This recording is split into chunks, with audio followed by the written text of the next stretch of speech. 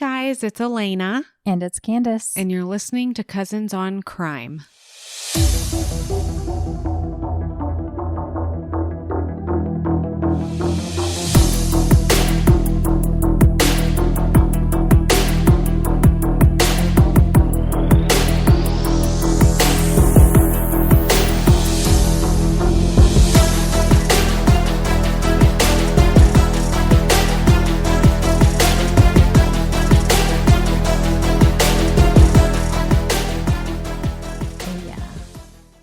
Lena, have you seen the robots? The robots? The Tesla robots? I have not seen them. I've heard of them. Okay. They're freaking scary. Really? Yes. What's scary about them? They just look like a man. They look like... A real person? A person. Yeah. And I'm like, who's in there? Like, is there somebody in there? Like, that freaks me out. Yeah. And they're like $30,000. And I told Daniel, I feel like that's so, like, everybody would have one. Well, I told Daniel, I said, isn't it weird to think that our girls will probably have one when they, like, grow up and get married, and we're going to be the grandparents that come over, and there's going to just be, like, a robot walking through the kitchen, cleaning up the kitchen. That is so weird. And Daniel's like, we'll have one. And I was like, no. We will not have one. I mean, you were just saying you need a babysitter, so. I'm not going to have a robot babysitter. Daniel's like, wouldn't it be cool to have a robot, like, cleaning the house? And I was like, no, because what if it doesn't put things where it goes? Yeah, I don't trust. Yeah, I would do a better job. Yeah. And Daniel was like, well, then you tell it doesn't go there, put it there. And they remember it because it's AI. I mean, AI is pretty scary. I don't like it. I don't either. He tried to show me some more videos, and I was like, I really just don't want to see it. Yeah, because it really is freaks me out. It's that, I've talked about this before, but that uncanny valley phenomenon where something is so human-like, but it's not. Yeah. It makes you physically uncomfortable. Wait, wasn't there a movie? There's been a movie. Yeah, like iRobot. They kind of look like iRobot. Is that what it was called? Minority Report? It's with Megan Fox. Oh. I know. I was trying to watch something else and that came on. So that's why I don't know what it's called, because I don't know about her in a robot movie. The guy's wife is sick and he needs help with, his kids, like getting them like a nanny. And they go to this fair kind of thing and they find a robot, like, these robots aren't. Is she the robot? Display. Yeah. And then there's like, she's like perfect and caters to his emotions and stuff. And I didn't even watch the whole thing, but it started to be weird. Like he was falling in love with it. Yeah. And stuff. Oh. Yeah. Mm-mm. Anyway.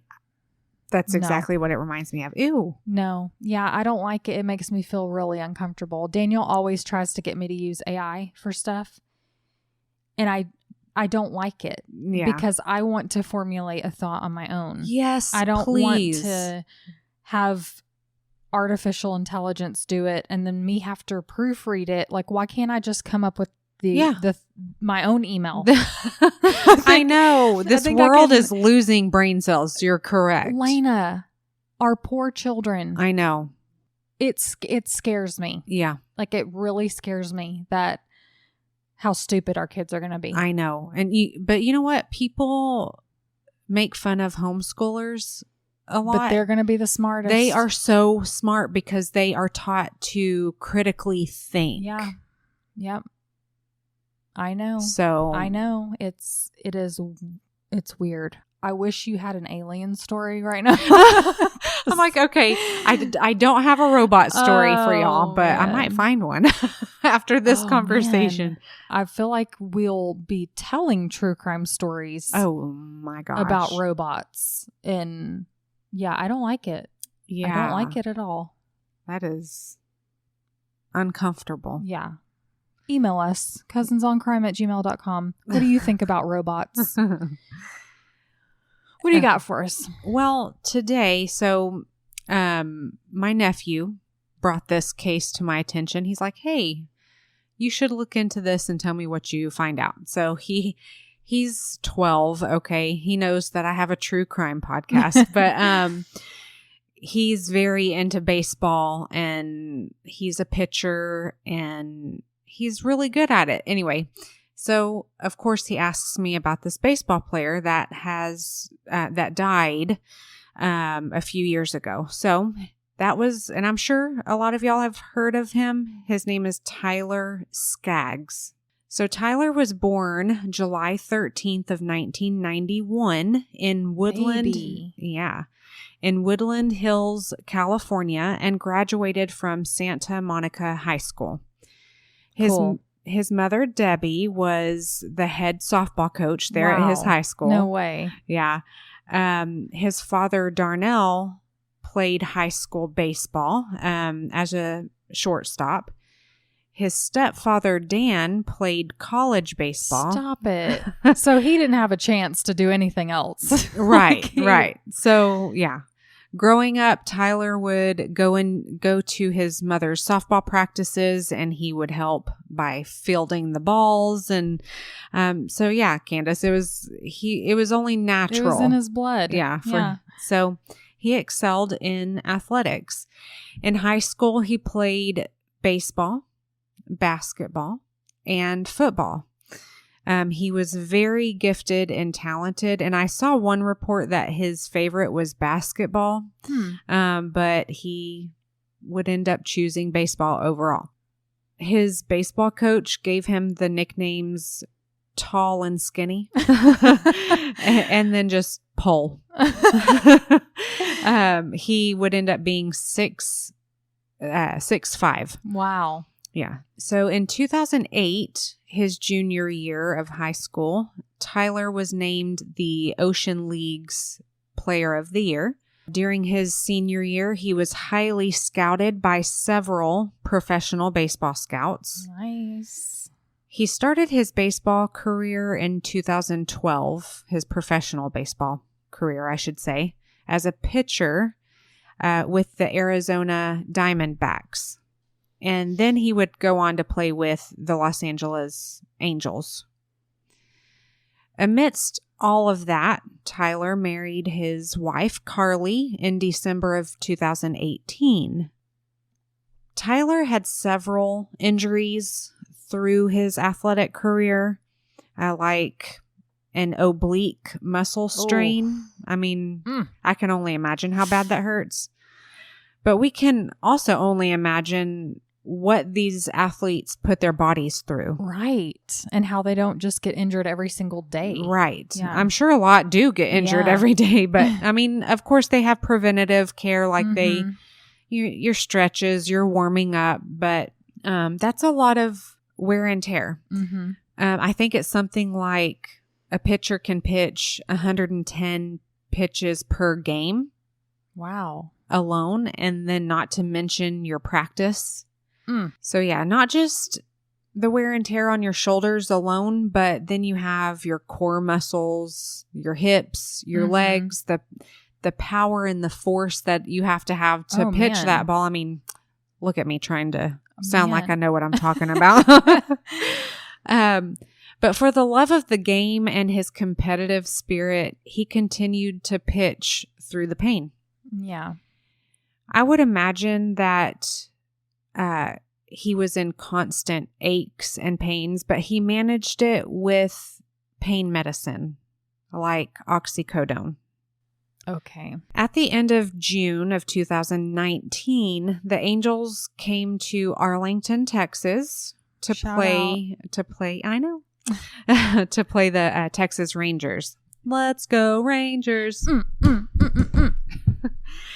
Tyler asked the coach if he could make it happen to have the whole team dress up in Western wear. Oh my gosh. Like real cowboys. Yeah. They all participated in the shenanigans and took a group picture next to the plane that they traveled on. That's funny. They settled in their rooms at the Hilton at South Lake Town Square. Well, excuse me. On July 1st, the next day, Tyler did not show up to meet his teammates. Oh, no. They called him, they knocked on his hotel door, and there was no answer. Tom Taylor, the Angels' traveling secretary, was having lunch with Eric Kay. Eric is the team's public communications guy. All right. So they were having lunch when Carly texted Tom, trying to get in contact with Tyler. Oh, I don't like this. Oh. Yeah. It had been more than 12 hours after Carly's last communication with Tyler. And so she's like, I got to call somebody. Something bad happened. Yeah. And she wasn't there, right? No. She decided not to go with him. Oh, my God. Oh. One of her last messages to Tyler, which she admits was totally out of anger and not true, she said, "You have a drinking problem. I'm about to text Tom Taylor." You know, that frustrated wife when like you're not getting an answer from your husband and you're like, just say, yeah, maybe if like I just say, him, yeah, like maybe he'll. Yeah, exactly. So Carly called Debbie, Tyler's mother. It was very unusual not to hear back from Tyler. He was very good about returning text messages. So now Debbie starts calling Tyler, and the phone is going directly to voicemail. Oh, no. Her husband, Dan, sent a text to Tyler saying, "Hi, kid. How you doing? How's life treating you? How is your arm feeling?" Never got a response. Tom Taylor went to the hotel room and knocked on Tyler's door. He then contacted Chuck Knight, one of the team's security men. Chuck is actually a former Anaheim police officer. They asked the hotel management to let them into room 469 where Tyler was staying. Chuck entered Tyler's room alone, staying less than a minute. No. He walked out looking at Tom with a shocked look on his face. Tom knew whatever it was not good. He said when he walked in, this is Chuck saying, when he walked in, he saw two legs hanging off the end of the bed in a position that he thought was unusual for someone that might be just sleeping. Yeah. It was Tyler. He walked closer in an attempt to obtain a pulse. He reached down to grab Tyler's wrists and noticed that his skin was very cool to the touch. Oh, Lord. Oh. He could not obtain a pulse. So Chuck called 911. A South Lake police officer walked in the room, noting that it looked mostly undisturbed. The bed still made. A backpack and another bag on the couch, unopened beers on the coffee table. There was a white, almost chalky substance on the desk. Oh, no. Tyler's cell phone was next to his head on the bed. The initial statement issued by the South Lake Police Department said that neither suicide nor foul play were suspected. Tom Taylor called Carly and broke the tragic news to her. Lord. The man that she married just 7 months ago. Oh, my gosh. Her 27-year-old husband. He was 27? 27. Was deceased. Oh, that's heartbreaking. I know. I mean, so young. That is a baby. What could have happened? I mean, I'm sure we all, you hear white chalky substance. Yeah. You think you know. The Angels baseball team or players and staff were brought into a hotel banquet room where police took statements. The questions that they were asked were, when was the last time that you had seen or spoken to Tyler Skaggs? Had you seen him consume any alcohol on the plane? And did you know of any drug use that you were aware of? Yeah, that's what I was going to ask is, did his when this happened, did they go, oh, well, if he finally, because I feel like when something like this happens, you kind of see it coming for some people. Right. I don't think they ever had that in their minds. There were people on the team that knew that he was taking oxycodone. Mm-hmm. But I don't think they ever thought. I mean, it's pretty harmless. Not harmless, but like doctors prescribe it all the time. Right. Yes, it's highly addictive, but it's a pain medication. Right. Right. I mean, it's not out of the ordinary. I mean, it's pretty harmless until you add things with it. Yeah, so, sure. But yeah, I don't know if they only knew that he was taking that or if they thought, okay, this white chalky substance, what could that be? Is he taking a harder substance? But I mean, the team was shocked and brokenhearted. Yeah. I asked that, like I mentioned the fact that it's not no big deal, but right. In their minds, that's not a big deal. They're healthy athletes. They're healthy athletes. He's in chronic pain. Right. Like that's not abnormal. Right. It's not abnormal for him to be taking something like that for the pain. Exactly. The Tarrant County medical examiner conducted an autopsy and found a mix of oxycodone, alcohol, and fentanyl. Oh, no. So that's what I mean until you mix with something.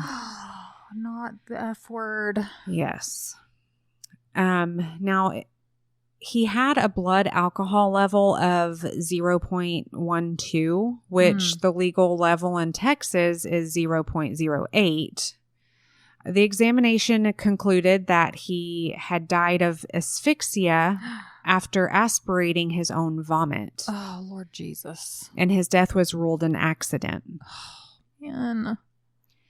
In further investigation, several pills were discovered in Tyler's hotel room, including a single blue pill with the markings M/30. It resembled a 30 milligram oxycodone tablet. An analysis of the pill revealed it had been laced with fentanyl.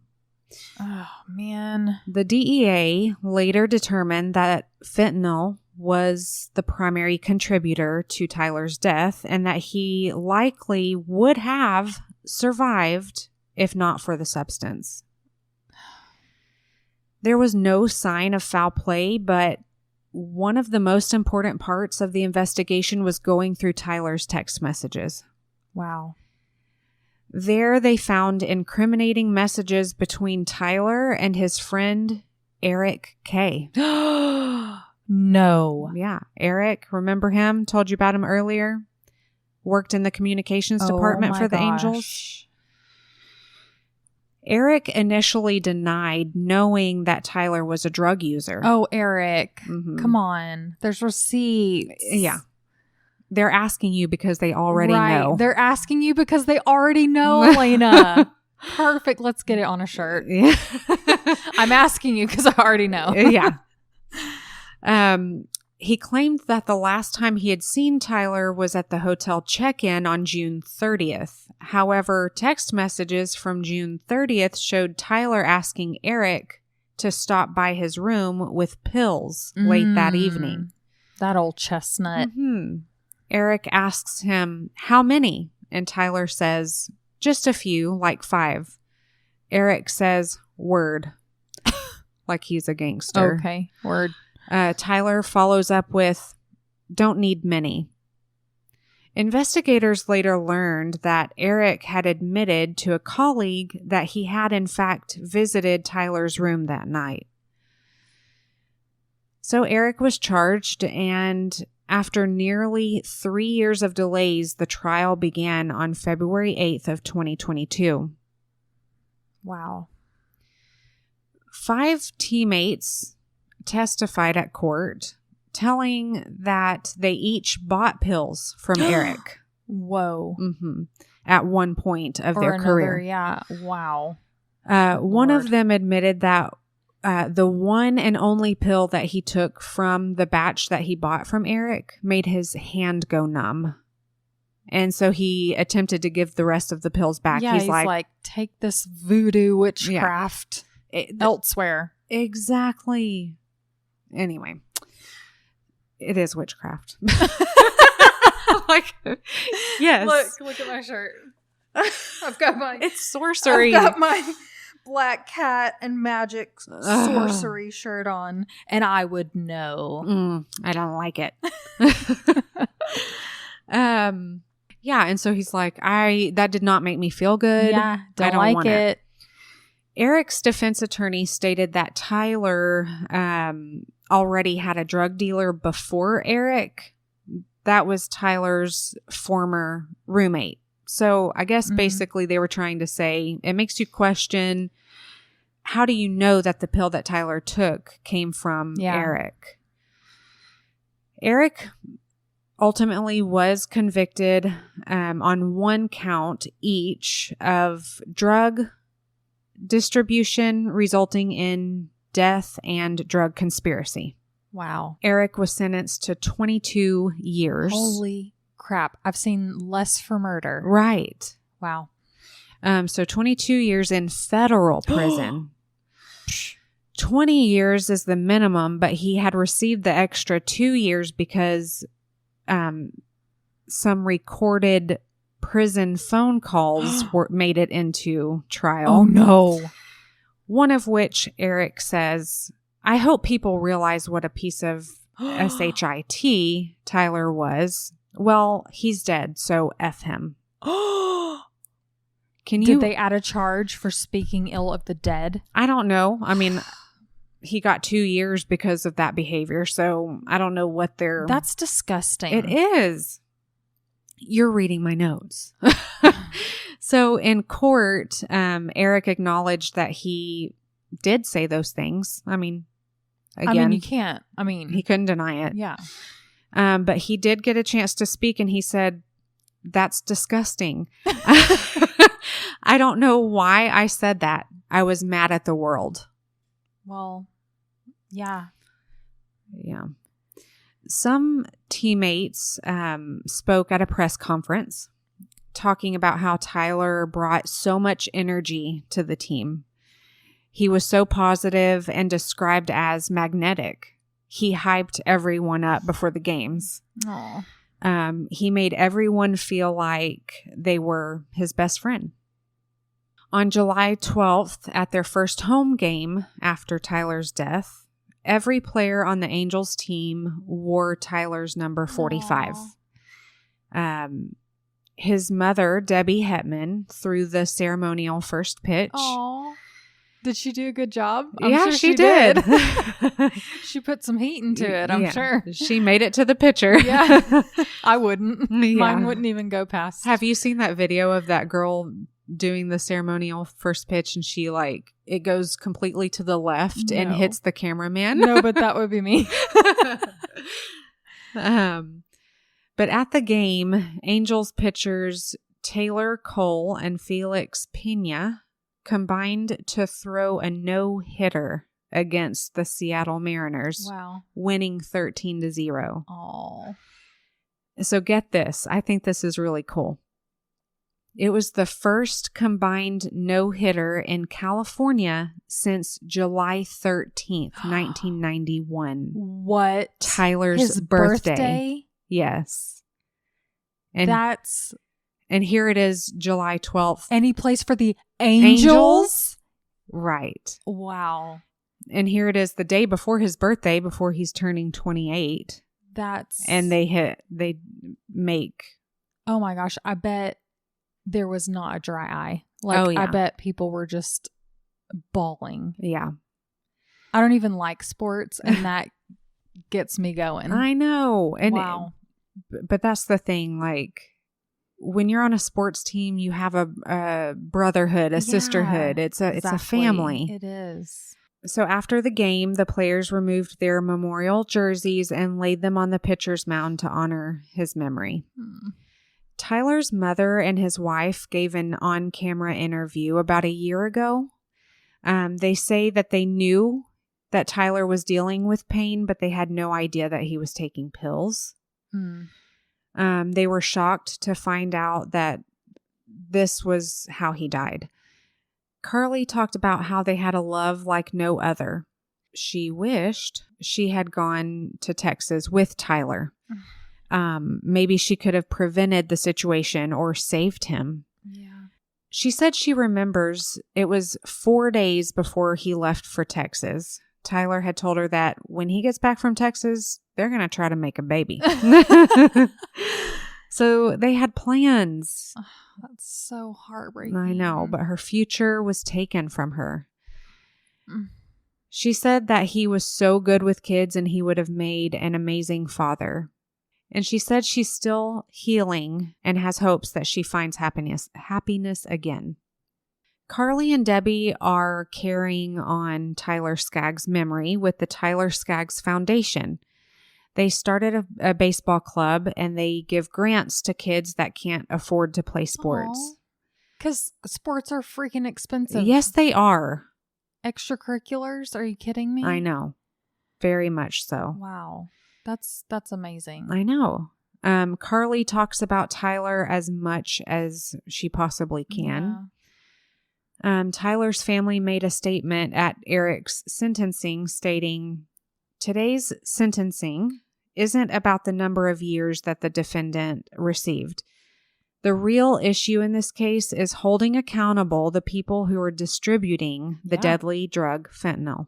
His family was angry because they knew that Tyler loved life and he did not want to die. Yeah. And to that point, he was taking medicine to improve his quality of life. Oh, yeah. Like he didn't want to just be miserable. He wanted to continue the sport that he loved. Right. Oh, You're this exactly is right. So tragic. So, and they added, he did not know that there was poison in that pill that cost him his life. On December 12th, 2019, the MLB and the Players Union agreed to start regularly testing players for both opioids and cocaine, and to assign players and team staff to mandatory educational programs on the dangers of prescription painkillers. I'm surprised they didn't do routine checks already. Well, I think they did routine checks for other things like steroids or stuff. Oh yeah, steroids. Yeah, that makes sense. But now this is just an added thing. But also, I love that they're getting them educational programs. Yeah, and that's the thing is when you're in pain and you're out. Yeah, you're gonna get it from somewhere. Yeah. A non-trusted source, not a pharmacy. Yeah, you're exactly right. But the fact that the Angels team had someone distributing, and so that is one thing. The family, Tyler's family, did sue the Angels for. I don't remember what they probably settled. Yeah, but I don't remember what the basis was other than negligence. Or what the words were, but yeah, basically negligence, knowing that they were accusing them of knowing that he was doing this and didn't help him. Wow. Did you know that fentanyl is 50 times stronger than heroin? That is insane. It's 100 times stronger than morphine. Lord Jesus. And it's out there. It's like pills are getting laced with this. I mean, I hear it all the time. Yeah. Why is what I'm asking. Yeah. What's in it for you? Right. To kill people? Like what? Why? Just give them a fake pill for all that. I know. Give them a placebo. Right. Oh. In the last couple of years, there were over 70,000 overdose deaths, and they call them overdose deaths. It's not overdose; it's poisoning. Yeah. So that's per year in the last couple of years that have been linked with synthetic opioids like fentanyl. That is a huge jump from the 2,300 in 2008. America, we have a problem. We have a problem. And I'm just going to say we need Jesus. Hallelujah. Yeah. God help us. It makes you feel helpless, doesn't it? Like to know that that stuff is just circulating out there. Yeah. And it's almost like someone needs to invent like a black light where you can detect it or something in pills. Like, I don't even know if that's real, but, or like, you drop a piece of water on it. A piece of water. Yeah, a piece of water. That's the correct measurement. You drop a drop of water on there and it like, because it's laced with fentanyl, it'll turn orange or something. Well, I don't know. Somebody get on this. There are machines like the airports have them where they can detect fentanyl. Well, I don't know about fentanyl, but they can detect cocaine. Oh, okay. Or other drugs. Yeah. I don't know why they wouldn't be able to detect fentanyl. Oh my gosh. They do it all the time, every day, these airports. But in Tyler's case, he was able to get justice and the dealer was held responsible. I recently heard a quote that the majority of Americans probably know someone who has died from fentanyl poisoning. In my life, I know of one. His name is Kyle Sexton. I used to work with his mother, Stephanie, and I asked her to come on and tell you all about their story. So next week in part 2, you will get to listen to that conversation. I look forward to that. Yeah. I also know somebody.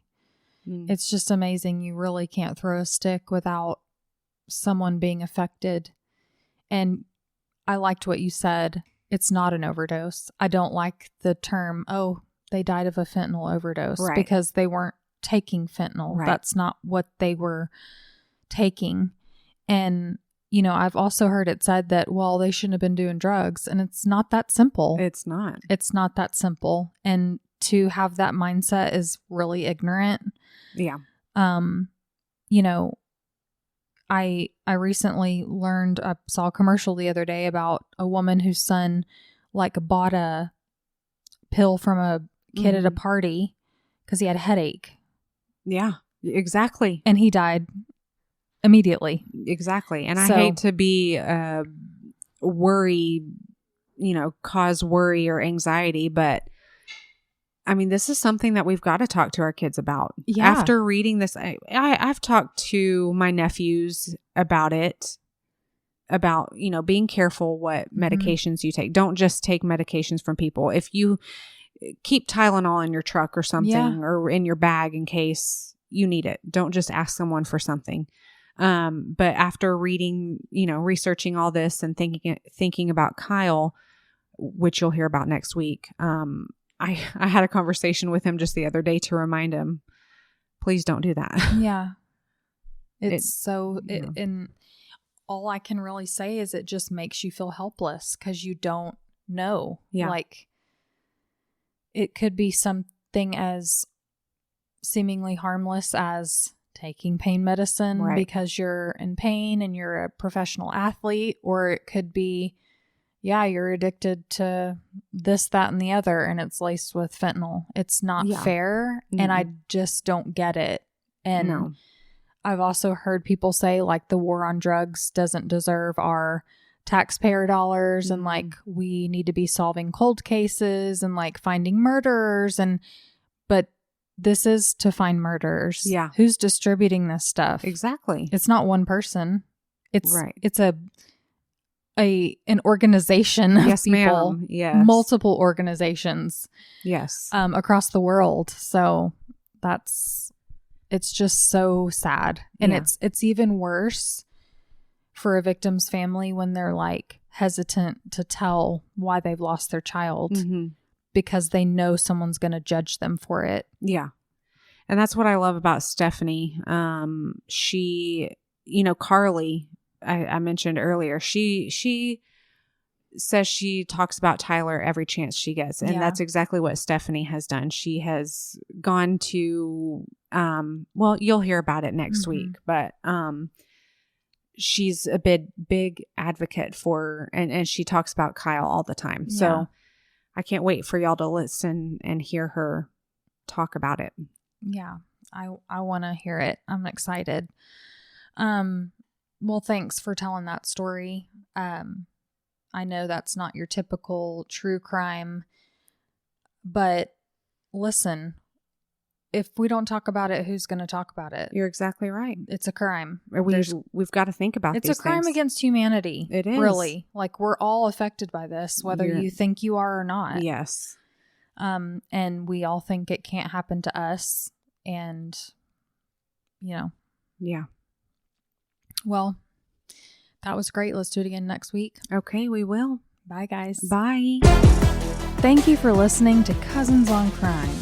Get connected with us by becoming a free member on our Patreon. Or for just $5 a month, you'll have access to bonus episodes, discussion groups, and much more. If you can't afford $5 a month, we get it. Inflation, am I right? Please consider leaving us a positive review and rating wherever you listen. And don't forget merch. Support our podcast and show the love by sporting t-shirts with our latest designs, or grab an evidence bag to keep the chain of custody for all your valuables. Don't forget to follow our show on your favorite streaming app so you never miss an episode, and get photos and updates on our Instagram at Cousins on Crime Podcast or our Cousins on Crime Facebook page.